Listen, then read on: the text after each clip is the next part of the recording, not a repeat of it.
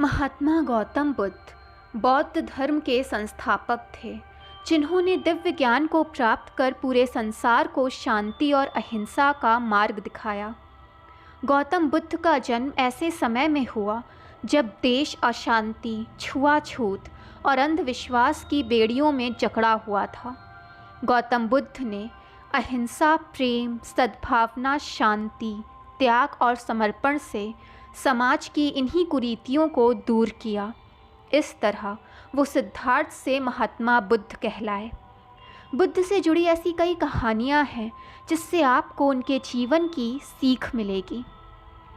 एक बार महात्मा गौतम बुद्ध जेतवन विहार गए, तब भिक्षु चक्षुपाल उनसे मिलने के लिए पहुँचे। चक्षुपाल के आने की खबर सुनते ही उनके दिनचर्या, व्यवहार और गुण आदि की चर्चाएं शुरू हो गईं। भिक्षु चक्षुपाल नेत्रहीन थे। जब भिक्षु चक्षुपाल जेतवन विहार आए तो एक दिन गौतम बुद्ध के कुछ भिक्षुओं ने कुछ मरे हुए कीड़ों को चक्षुपाल की कुटिया के बाहर पाया। इसके बाद उन्होंने चक्षुपाल की निंदा करनी शुरू कर दी। भिक्षु कहने लगे कि उसने इन जीवित प्राणियों की हत्या की है। तब भगवान बुद्ध ने निंदा करने वाले सभी भिक्षुओं को बुलाया। गौतम बुद्ध ने पूछा कि क्या तुम लोगों ने भिक्षु चक्षुपाल को इन कीड़ों को मारते हुए देखा है?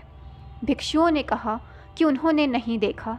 तब भगवान बुद्ध ने उनसे कहा कि जैसे तुमने चक्षुपाल को कीड़ों को मारते हुए नहीं देखा, ठीक उसी तरह चक्षुपाल ने भी कभी भी उन कीड़ों को मरते हुए नहीं देखा। चक्षुपाल ने उन कीड़ों को जानबूझकर नहीं मारा, इसीलिए ऐसे में उनकी निंदा करना उचित नहीं होगा।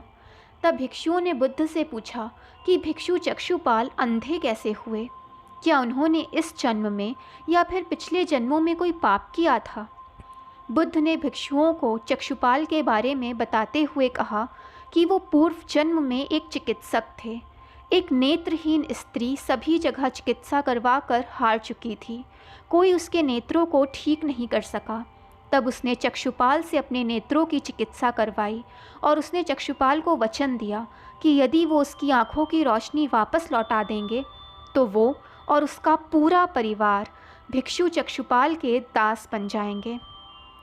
चक्षुपाल की चिकित्सा से उस स्त्री की आंखें ठीक हो गईं, लेकिन अंत में उसने दासी बनने के भय से अपने किए हुए वादे से इनकार कर दिया।